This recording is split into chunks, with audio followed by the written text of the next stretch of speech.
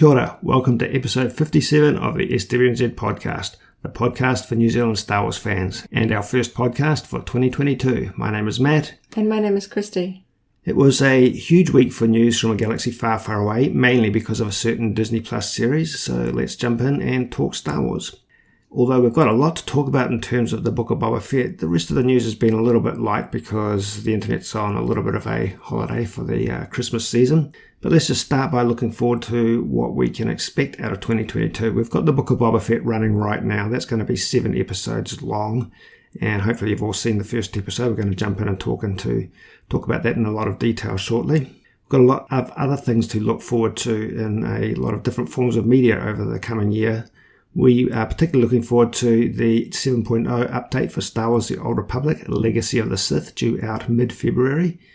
We're expecting the Obi-Wan Kenobi series, 6 episodes long, to start pretty soon after the Book of Boba Fett. We don't have confirmation, but I'll talk about that just briefly, possibly starting in the second quarter of 2022. The long-awaited LEGO Star Wars The Skywalker Saga video game, which has been postponed a number of times, seems to have a semi-solid release date, also in second quarter of 2022.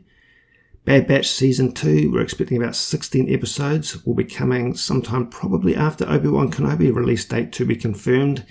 And we know that Andor Season 1, 12 episodes long, will be starting to stream somewhere in the July to September window. Not confirmed, but we're also hopeful that The Mandalorian Season 3 will show up in 2022. Historically, The Mandalorian has started streaming in October to early November, and that may be the case for 2022 if we're lucky, and we're expecting another 8 episodes of that. So all in all, a lot to look forward to for 2022. And as we mentioned in a number of recent podcasts, as well as the stuff that we have confirmed that we're going to be getting this year, we're also looking forward to, just out of interest and because of our ongoing curiosity, we're looking forward to hearing more about other upcoming Star Wars series and movies. First up, we've got a little bit of information about The Acolyte, which of course we won't be expecting to see until 2023. That's come through via Production Weekly, the Production Weekly online magazine, which collects together all the information that is available for ongoing productions internationally. And they have information that filming for The Acolyte, which has a working title of Paradox, will begin in May of 2022 in London. So from that point onwards, we may be starting to hear a little bit more information about that series. The information that Production Weekly has describes the series as a female-driven action mystery thriller with martial arts elements that will take us into a galaxy of shadowy secrets and emerging dark side powers in the final days of the High Republic era. That's pretty much all information that we already knew, but I think the main take-home from that reveal is that there's a semi-solid starting date for filming in May 2022. We're also looking very much, of course, to the Obi-Wan Kenobi series, which we suspect is going to be the first out of the sort of Andor, Bad Batch, Obi-Wan Kenobi upcoming titles. And a little bit of information we've got that supports this comes through a tweet from the virtual production supervisor at ILM VFX, who just prior to the premiere episode of the Book of Boba Fett made the following tweet. He said, "One trick with ILM stagecraft is that we're always pushing forward, but it takes a while before the work comes out and audiences get to see what's possible. Tomorrow starts a run of new hotness. You ready?" So he was referring to the Book of Boba Fett, but threw in a number of tags indicating other upcoming titles that have made use of the ILM stagecraft technology. They included The Batman, Thor Love and Thunder, and Obi-Wan Kenobi, which implies that work using the ILM stagecraft technology and pipeline is well underway for Obi-Wan Kenobi, and that gives us hope that that's coming up. Discussion about that in sort of current social media.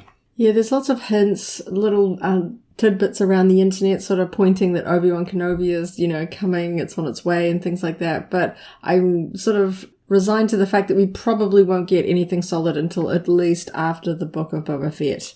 Or they might give us a little teaser at the end, like the way that they did for the Book of Boba Fett at the end of Mandalorian. They'll wait until that one's finished, and then they'll, give us a tease for the next thing to get excited about. Yeah, apart from title releases, it seems to be the Disney Plus strategy that they don't hype titles in an overlapping or confusing way. They let us focus on one Star Wars, one Marvel, one Pixar or whatever at a time, and we're expecting that's going to be the way it's going to pan out for Star Wars moving forward.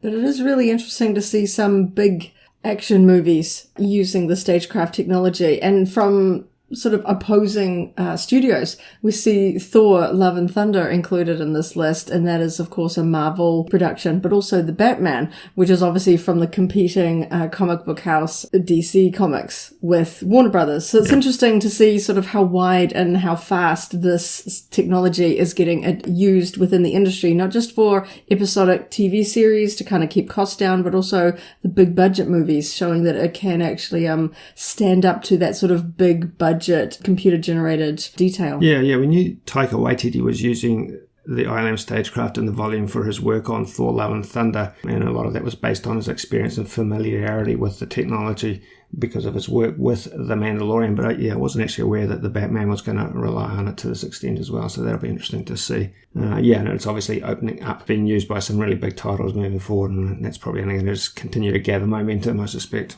It's going to make it a lot easier for some really interesting Star Wars material too, I think. Back in the original era of George Lucas and Rick McCallum in that prequel era, there was always this heightened expectation that live-action Star Wars TV series weren't too far off, but it kind of got shelved as it got put down to sort of production costs, the way to do movie-level special effects on a TV budget. And I think what we've really seen is that what we were waiting for... We're there now with the likes of stagecraft, the way to do sort of, the big budget effects that you need for a thing like Star Wars, but on a sort of a lower level budget so that you can do constant episodes. Because each of these series is a lot more hours or at least minutes longer than a standard movie. And, without sort of the guarantee of a box office take, you've always got to make sure that you'd be able to do this on a profit. They get paid a certain amount by Disney or whatever the studio is to make a series with the take that they make from streaming services. But obviously that's a limited pool of funds. These streaming services know how much money they're making every month from subscribers and things like that. Box office, sometimes there's a bit of a gamble. Is this thing going to blow people out of the water? Is it going to hit that $1 billion mark and make a huge amount of profit so that you can gamble a little bit more on the special effects? Obviously the Star Wars films always did very well at the box office, so you could spend a bit more than the average movie because you knew you were going to make more than the average movie. So it's really exciting to finally be in that era. I remember wishing so hard in that early prequel era that we would finally get Star Wars TV series, and it's just, obviously it took a little bit of a while, but sometimes I think waiting for something to be just right is worth the wait. And that's the thing. It took a lot longer than we maybe would have liked, but the counterpoint to that is if it was rushed, if they weren't able to pull it off because of budget constraints, it may have been dissatisfying. It may have been a little bit of a watered down version compared to what we would have really liked. Whereas what we've got now, there's a distinction between some of the streaming series and the movies, but that's in a large part because of the way you're trying to tell a story in chapter installments rather than a single 2 to 3 hour hit. The actual special effects are, on par with each other, even with the differences in budget. So I'm glad that the technology is there to really support TV series to the level that it is, because you look at some other parallels in other franchises, where they've tried to do big superhero movies before the sort of tech or even writing and approach to superhero movies was really, on point, and they look really bad in comparison to some of the early iterations of making use of Marvel superheroes before the MCU really got taken off the ground, and they're kind of cringeworthy at the moment. So it would have been a little bit disappointing if we'd wasted some really good, titles looking at Boba Fett or new characters, historically, and it just hadn't really hit the right mark. I think we've got to the point where people don't really make a distinction between live action Star Wars and the big theatrical Star Wars stories, that people consume it with the same enthusiasm and that everything sort of feels on par with itself. It's not sort of broken down into tiers. Certainly we still see a bit of a distinction between things like a Disney Plus series and books and comics. They don't hit the same sort of level of a sort of frenzy and enthusiasm. There are some tremendous tremendous books out there and comics, but it's because Star Wars started with the movies with live action sort of storytelling. I think that's always going to be where the heart of Star Wars is. And so it's really fun to see just how much we're going to get this year. And I really hope we don't have to wait too much longer to hear something about Kenobi. I'm sure we won't, and we're recording this and going to publish this on Tuesday, so we're already only down to one day away before the next installment of the Book of Boba Fett, so I think that's really going to keep us distracted over the next little while. Honing down to a much smaller scale though, just worth mentioning, if you're the sort of Star Wars fan that likes to consume all and every bit of Star Wars that's available, you might be interested to know that there's a new Star Wars Lego short out on the Star Wars Kids YouTube channel. Came out just on the cusp of the new year. It's called New Year's Hoth Eve, and we'll put a link to it down below. But this is a short 2-minute Empire Strikes Back era clip in which Luke Skywalker zooms into battle to take on stomping AT-ATs on snowy Hoth as the clock counts down to a celebration. Very lightweight in terms of storytelling, but I think in many ways it's a bit of an advert for the new AT-AT Lego sets, which look very cool in real life and look quite cool in this CG style as well. Yeah, that's just another little bit of content that's come out that you might be interested in checking out. And finally, on a local level, on the SWNZ YouTube channel, we take another look at a unique New Zealand Star Wars collectible in a video. We're specifically looking recently at the Irvine's New Zealand Twinkies Empire Strikes Back stickers, which came out in late 1980 and through 1981. These came out with the local version of Twinkie sponge cakes. They were made by Irvine's company, who licensed the recipe and the concept for Twinkies from Hostess in the US. And the set included 6 stickers featuring imagery from the Empire Strikes Back. So we'll take a fun look at those stickers and the story behind them on the SWNZ YouTube channel. Just want to hit on a couple of local store reports. Again, not too many of these because things have just been a little bit quiet over the holiday period, but a couple of things that are worth mentioning. The Art of Star Wars Visions, a hardcover book, 192 pages long, is up for pre-order now at Mighty Ape.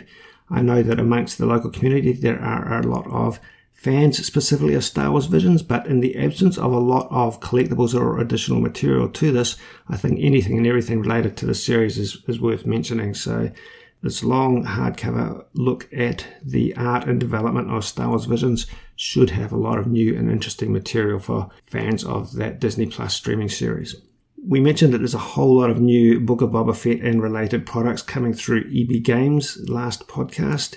One that I just wanted to highlight that we've mentioned on SWNZ recently are the kitchen small appliances. There's a Boba Fett waffle maker and a Mandalorian toasted sandwich maker priced at $79 each, and they're available to purchase in store or online. And finally, if you're looking to put something on the wall but want something a little bit more developed than just a poster or a laminated poster, there are a number of framed art prints at Mighty Ape in the $35 to $40 price range. There's about 10 different styles, including classic posters and more recent Mandalorian imagery, and these are up to 48 by 33 centimeters in scale. So these are quite a fun way to put something on a wall that just looks a little bit more tidy than a standard paper poster. Okay, the Book of Boba Fett Episode 1. It's been a little bit of a while before we've been able to talk about a Disney Plus series in an SWNZ podcast, so we're quite looking forward to being able to really dig into this for this weekend moving forward. Episode 1 was written by Jon Favreau and directed by Robert Rodriguez, and it basically had 2 stories in parallel. A lot of this episode was visual exposition, breaking down the events immediately following Return of the Jedi, and in parallel they were talking about a series of events taking place a few years beyond that, at which point in time Boba Fett and Fennec Shand are trying to establish their position in the Mos Espa underworld. So Boba Fett barely escapes from the Sarlacc that swallowed him, only to be left for dead by Jawas, who stole his armor and jetpack. He's captured by Tusken Raiders and makes an attempt to escape, but is unable to fight out of their encampment. In parallel, we see storytelling years later. Fett and Fennec Shand have taken control of the Hutt's criminal empire on Tatooine, including Jabba's palace. They're in the process of receiving tribute from business owners and other gangs, and they've managed to gain the services of 2 Gamorrean guards, so I'm sure are going to be interesting characters moving forward. Fennec Shand and the guards visit the Sanctuary, a cantina in Mos Espa run by a Twi'lek, Garsaf Whip, who also offers tribute. On their way out from the cantina, though, they're ambushed by assassins who they manage to fight off, one of whom is captured after a pursuit across the rooftops. But during the encounter, Boba Fett is badly wounded and has to be taken back to the palace and returned to his Bacta tank. Flash back to Boba Fett's time with the Tusken Raiders. Fett and a Rodian captive are digging for water in the desert and they're attacked by a large sand creature that kills the Rodian. Boba Fett kills the creature, saves the Tusken adolescent, and gains a degree of respect from the rest of the Tuskens because of this feat. So overall, quite a different style of storytelling to what we saw, particularly in relation to episode 1 of The Mandalorian. Like I say, a lot of exposition, a lot of just unpacking of things that have taken place, and interesting to tell it in sort of 2 parallel streams. So no major reveals or surprises. We pretty much expected this to pan out in terms of, we didn't know to what extent in terms of detail, but we certainly expected Boba Fett's escape from the Sarlacc to pan out in the way that it did. And in fact, it's a story that's been told a few times before in the old expanded universe, in particular in the Marvel Star Wars comics number 81 from way back in the 80s in an episode called Jawas of Doom, one of my favorites from that run of comics. So no Baby Yoda reveals, no Luke Skywalker reveals. That sort of stuff might be coming later in the subsequent episodes. But I enjoyed it, most definitely, and it really left me waiting and wanting to see more. So I'm very much looking forward to the next episode. What's your first initial reaction? Yeah, I was excited that they gave us a fair amount of backstory. I didn't want it to kind of just go, oh yeah, he got out of the Sarlacc and we're moving on.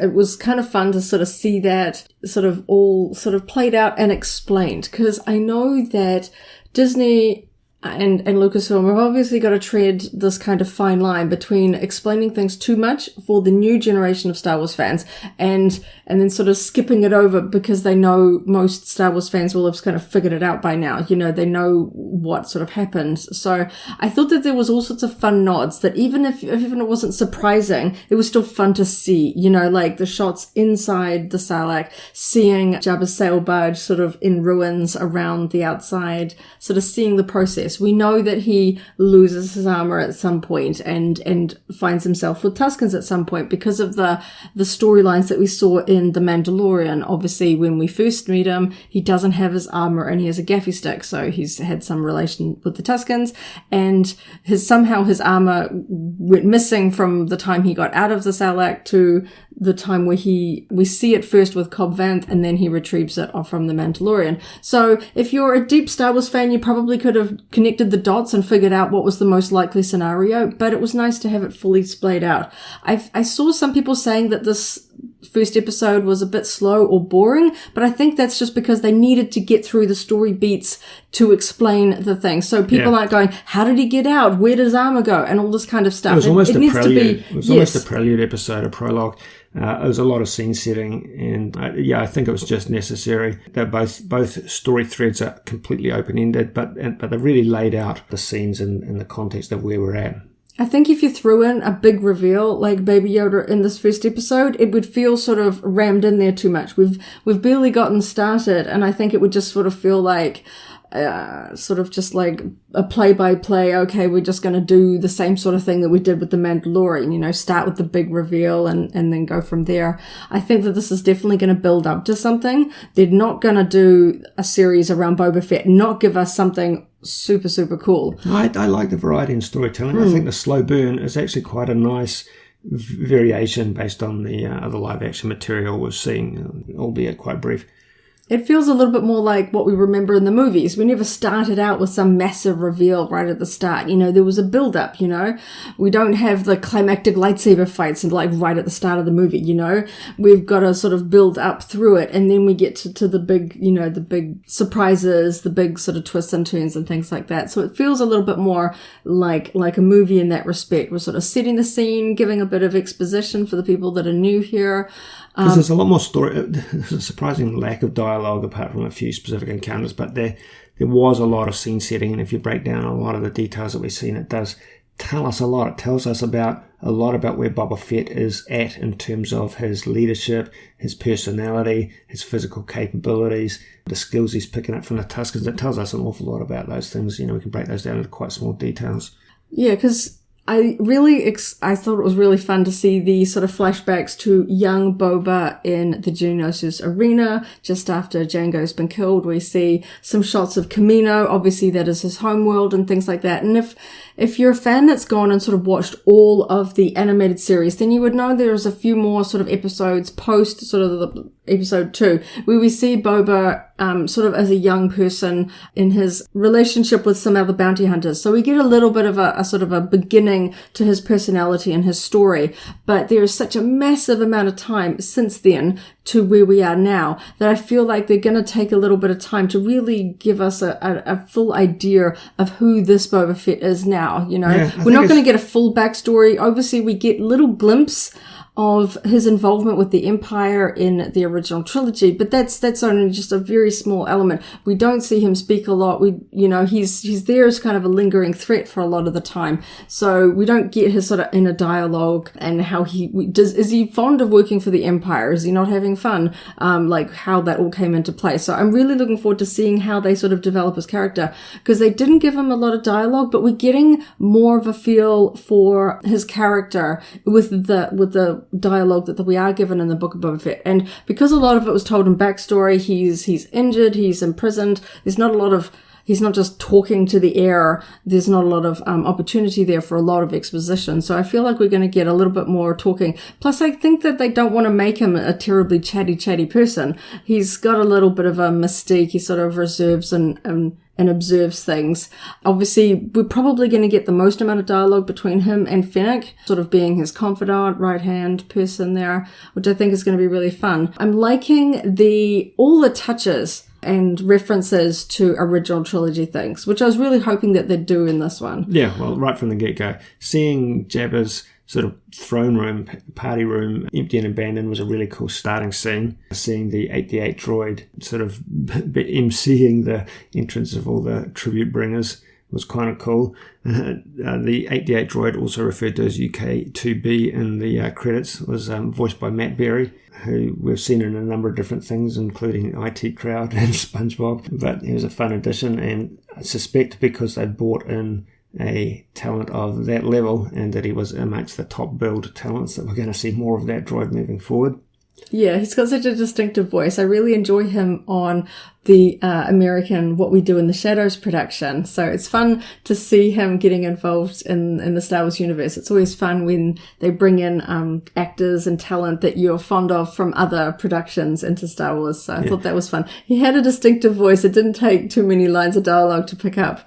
It's something interesting that someone pointed out online that, it's quite true when you stop and think of it. There's actually only 5 actors credited in the main credits and then a bunch in the secondary credits, but all 5 of those 5 main actors, Matt Berry is the youngest at age 47, because Tim's in his 60s now, and Fennec Shand Ming-Na Wen is in her late 50s. So it's interesting that it's such a mature cast. It's something you don't always necessarily see in an action-packed series like this. It's certainly fun for those that have been around for a while. So those of us that have been around for a while and grown up with the original trilogy. I think it's a whether it was intentional or not, I think it's a clever thing, because I think a lot of Boba Fett fans are going to be that slightly older generation, to be honest, that loved the mysterious character from the original trilogy era, who are going to be a little bit older now. So I think that that's kind of fun, sort of give them characters that they identify with, can root for, that don't feel sort of too... Because Boba Fett himself is not the youngest as we see him here, because obviously we know that he was a young boy in the Clone Wars era, so there's no way that he can be a young man. Yeah. Obviously we don't see his helmet off in the original trilogy, but because of the way that the movies have been paced out, we know he must be a certain age by now. So I think that that's kind of fun, giving them sort of a bit of a realism and a grit, and because we're not dealing with Force users here, we're not dealing with people with superhuman powers. They are just humans. Yeah, well, that's the thing. The fact that that Tim's a little bit older and Boba Fett's not overpowered makes him. I think they're trying to make him quite relatable in some ways, and make it interesting and impressive that he is holding power despite not necessarily, having a lot of distinctly unique attributes other than determination and work ethic, so to speak. So yeah, Matt Berry voiced 88 UK2B. Just speaking of voices, though, interesting to note that Sam Witwer apparently voiced the Rhodian captive. Sam Witwer's had an involvement with Star Wars before, voicing Darth Maul in the animated form, of course, and Solo, a Star Wars story, and also Starkiller in the video game series Force Unleashed. So fun to see them as additions to the lineup. Daniel Logan also got credited, although I don't know that he had direct involvement with this episode. They recreated the arena scenes from Attack of the Clones, basically refilmed them or used additional footage to give slightly different perspectives on those final scenes after Jango's death. So they made use of Daniel Logan's likeness, and he was credited as such. I found those flashbacks to Attack of the Clones very interesting, including the new Camino scenes. I think in some ways that redone Camino scene, which focused on the exterior shots of the platforms with the Slave One on the landing platform, part of that I think was to really emphasize that he grew up on a water world. So he's not a big fan of a desert planet. Yeah, because the title of this episode was called Stranger in a Strange Land. Yeah. So a sand planet like Tatooine is going to be quite foreign to him. And I also thought it was an interesting nod because the last thing that we've watched is The Bad Batch, which finished on Camino, where we see some of the structures being sort of bombed below the water, which was sort of, a bit of a sort of gut-wrenching moment for anybody that's sort of fans of them and watching through the eyes of the clones, seeing some of their home being destroyed and things like that. And that was one of the last sort of moments that we saw in The Bad Batch, and then getting a taste of it. It sort of links those in a sort of really subtle way. We sometimes forget that Boba is a clone. Of course, I know a lot of fans are really pulling up the idea that, well, Tim's back in action. Are we going to see him as a clone? Is he going to run into a clone somewhere? Is he going to show up as a clone in another live action series? There's so many possibilities because obviously Disney is keen on him, bringing him back and creating all this content. The more I've thought about that, the more I actually really like to see Tim do a few quite distinct other characters interacting with himself. That would be fun. But I think that would be super interesting to see him play a character with a bit more of an established personality as well in some ways, to see how he pulls that off. So I'm totally rooting for Tim to play Rex or another clone down the line. That would be super interesting. Yeah, well, without I haven't read any spoilers. I'm trying to stay away from spoilers from upcoming series. But for me personally, just as a guesswork, the favorite things would be to either see maybe Cody or a different clone in the Kenobi series, maybe as a flashback or in present time, and then of course as Rex or one of the other sort of prominent clones with Ahsoka in that series. Now, I'm not quite sure how the timing plays out. We don't know exactly when either of these series are set and what sort of planets and scenarios we're going to have, but I would love to see Tim play a clone trooper. Obviously, he is the face of them, but sometimes when you go back and look, he didn't actually get that much screen time as the clones. There are sort of his face as some pilots. There's a couple of scenes where he has a helmet off and it's predominantly computer generated around him. He wouldn't have realistically done that much time on set as clones. Obviously, he was cast as Jango primarily. The clones were kind of an add-on to that. But a lot of the clones, we generally see them with their helmets on, and for large part, they were computer generated back in that era. So it'd be fun for him to kind of come back and fulfill that role in a bit more of a larger sense, like he is doing with the Boba Fett role. But yeah, there was all sorts of fun goodies in this episode. Well, I liked a lot of callbacks actually to the prequel era, like the Tuskens and the massive creatures that we obviously see in episode 2. Yeah, so mixing prequel and original trilogy there. I liked the massive.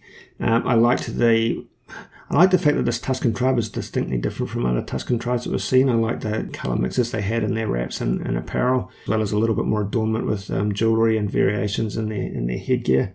They do seem to be possibly a bit more of a warrior fighting race than perhaps we have seen. Their tents were very distinctly different to the tents we see Anakin when he's attacking that tribe. Obviously, there is still a brutality to the Tuskens, or the Sand People, because we see them taking prisoners but I thought it was fun that they actually gave us a specific reason for why they take, because we see Shmi tied up, but we don't really know why they took her. Well, we heard that the men that went to go rescue her were all killed, so we don't specifically know why she's kept captive. They're enslaving captives, but for specific reasons.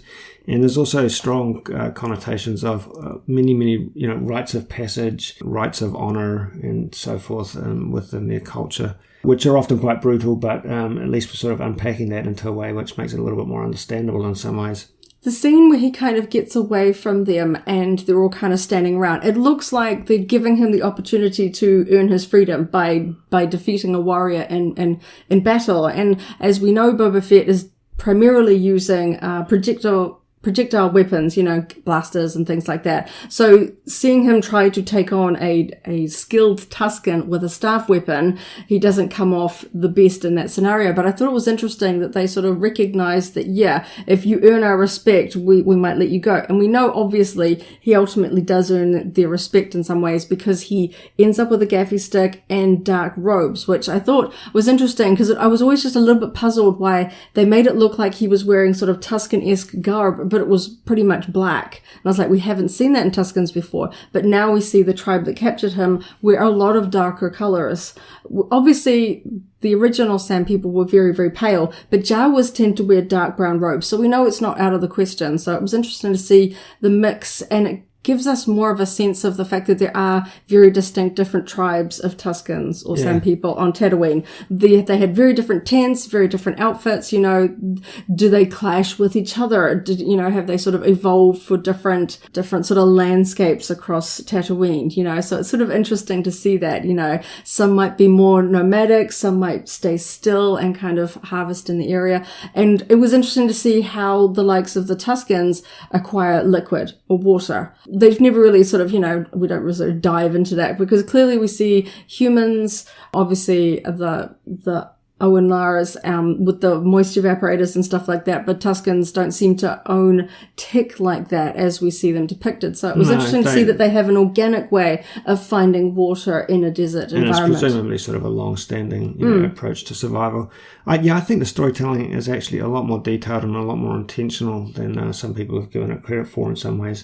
It's just that this happened to need to be a prelude episode, but I think everything there is there for a reason.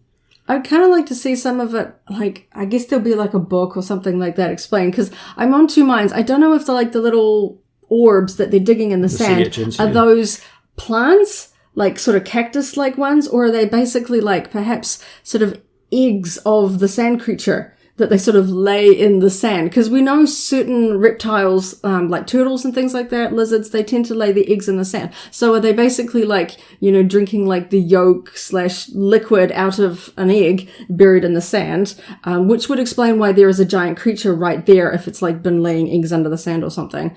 Or are they just like you say, like sea urchins, or like more of like a self-contained organism, or like a cactus, some sort of, desert plant that has moisture on the inside. So a minor part, but I just thought that was fascinating and just adding more lore to the Star Wars. Yeah, so let's just talk about that sand creature for a few seconds there, because you brought it up. It jumped out at me the first second I saw it there, that it looked like Ray Harryhausen stop motion. I said that as soon as it cropped up. And a lot of people have made that same connection. I'm sure many in the audience would have seen that online if you didn't spot it yourself.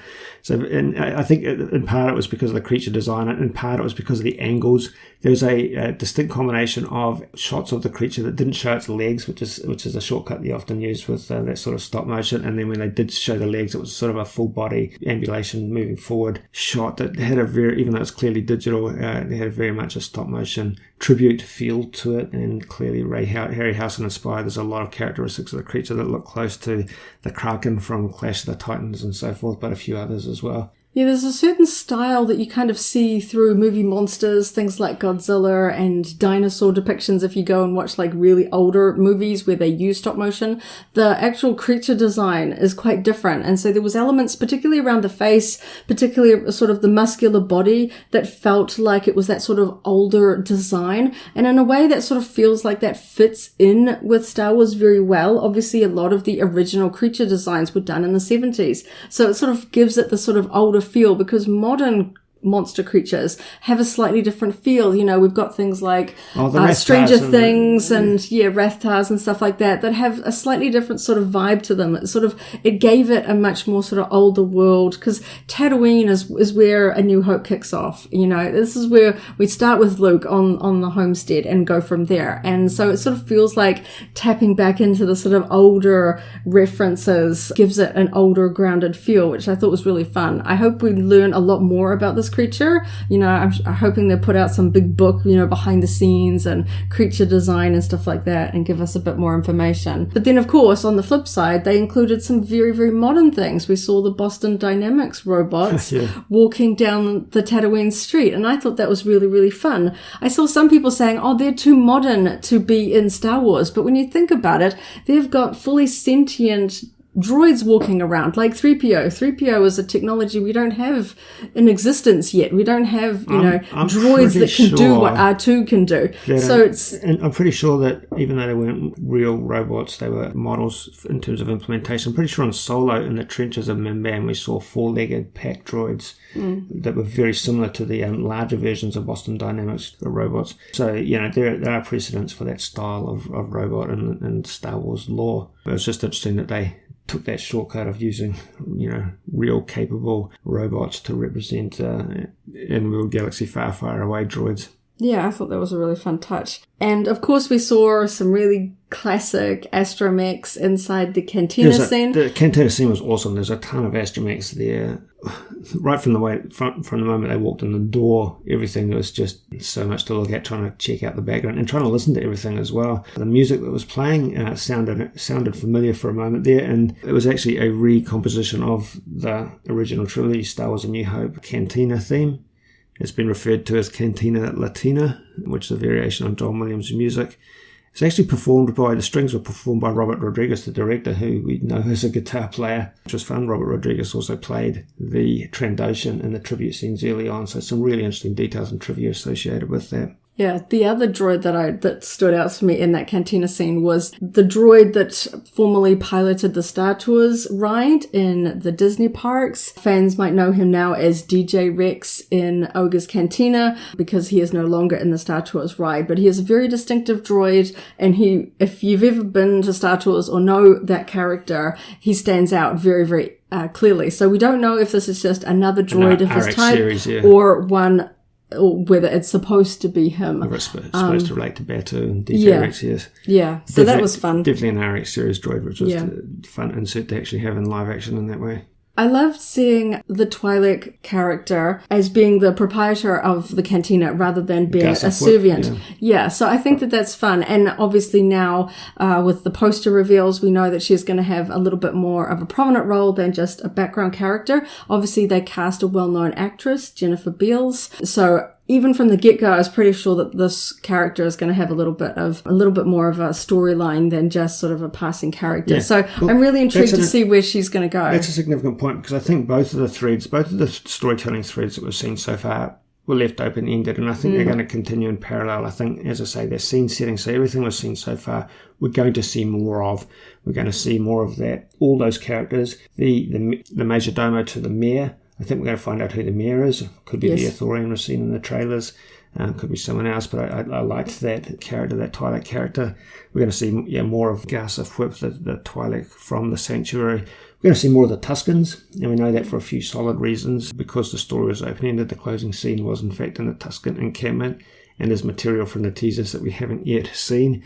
But some of the actors involved with those Tuskens have commented on social media that they're going to be doing more down the line, and that's not a spoiler. I think that's pretty much what we would expect. I especially think that because of the way we see Boba Fett sort of fail at his fight with the Tusken warrior, and then if we think back to his appearance on Tython, where he just annihilates stormtroopers with a gaffi stick, I'm really hoping we see him spend some time recuperating and then becoming really proficient at staff combat with the Tuskens, that they're not just like let him go, that they actually kind of take him in and teach him. Well, he's in a weakened state at the point where he's tied to the stake. I think now that he's gained their respect, they're going to feed him and give him a little more freedom to develop and draw him into their culture in some ways. Yeah, because we see that it's interesting that with the receiving line that he does and coming across the mayor's servant there, that this isn't going to be just an easy transition, that he can't just sort of take over from Bib Fortuna and everyone's going to shower him with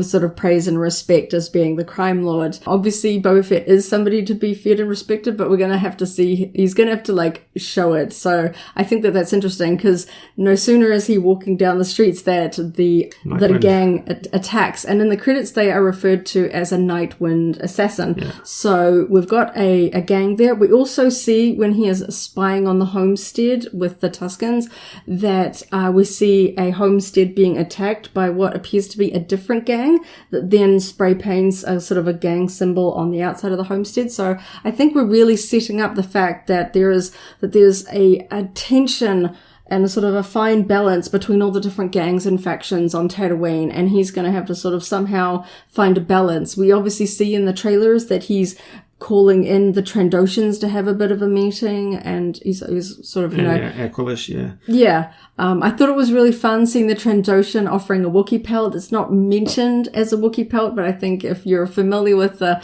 rivalry between Wookiees and Trandoshans, that is pretty clear that that's what it is. They maybe didn't say that that's what it was so that they don't scare kids into thinking it's a dead Chewbacca or something, but I thought that was a fun touch. I liked the way that they sort of subtly put all the coins and credits into Boba Fett's helmet. Like, there's these little touches. People are like, trying to buy his favor, making a point to say, yep, we're on your side, let's get back to business and stuff like that. So I'm just really excited to see, how people are going to sort of serve him, the others that are going to come up against him. This is going to set up a really interesting, it'll be interesting to see if we really stay completely on Tatooine, if the adventures are going to take us off-world. We do see some starships in those early trailers, but they're all sort of flying over what looks to be either Tatooine or Mos Espa specifically. Yeah, so it'll be really interesting to see. That's an interesting point. We've talked a long time ago about Obi-Wan Kenobi series and how that would actually feel better if he travelled a little bit in terms of his adventures. But this one here, I actually wouldn't mind if this one was localised to Tatooine.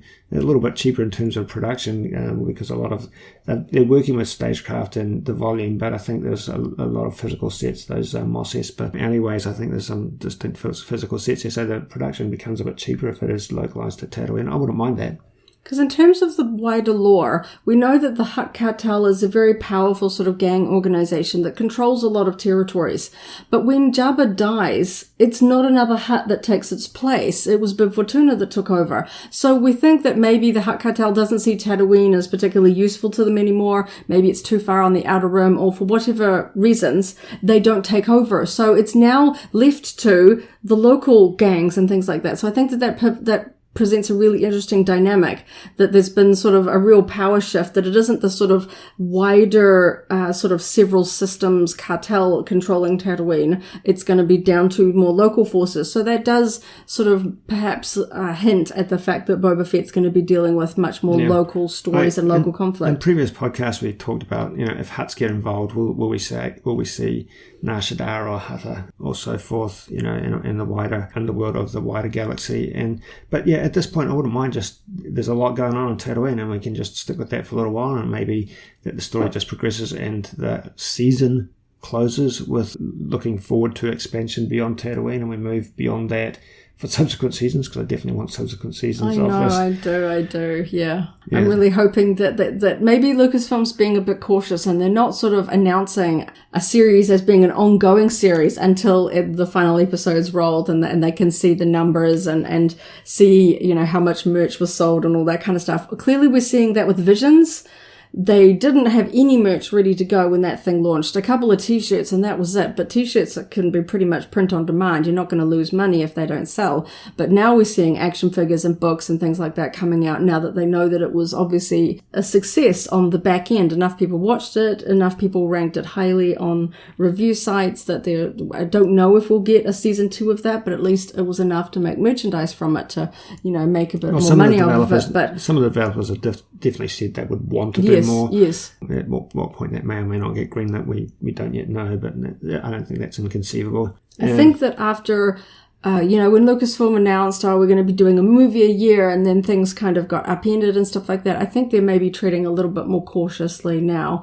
But honestly, this is set up for being a really fun series. I like I like the Boba Fett we're getting this first taste of. I think it's going to be really fun. I like that little moment where Tim says to the Massive, "No hard feelings, mate." Yeah. There was just that little touch of Kiwi sort of note there, which was fun because he doesn't say a lot in this, so that was kind of fun. We're getting a little bit of his sort of style coming through.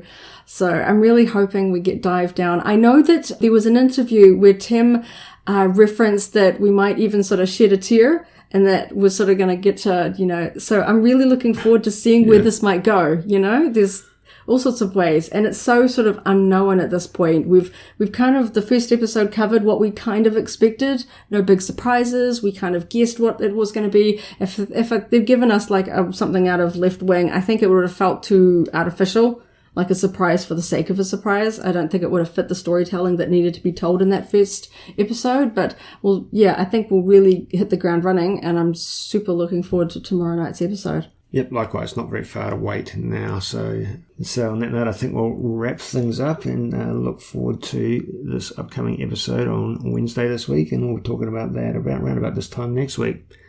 So that's about it for today's installment. I guess we're done doing talking. We've done a lot of talking, but if you've got any thoughts on the topics we discussed today, we're definitely keen to hear them. Leave your comments on the YouTube page or our website page for this podcast. But also, thank you for tuning in. We appreciate you taking your time to listen to us share our passion for Star Wars. Stay tuned to our website, SWNZ.co.nz, for Star Wars news for New Zealanders, and another podcast episode next week and every Tuesday. Don't forget you can jump on over to either our Facebook group or the SWNZ message boards to discuss all the latest Star Wars news with other Kiwi fans. We'll also be discussing episodes of the Book of Boba Fett on our personal Twitch channel immediately after the screening of an episode each week, and we'll be covering spoilers for that. There'll be a link below that you can subscribe for notifications. Kia ora, kia noho haumaru, thank you for listening and stay safe. Turou Hawaiki, may the force be with you. If you enjoyed today's podcast, go ahead and like the video, check out the SWNZ Podcast playlist for our other episodes, and subscribe for alerts about new episodes. See you next time.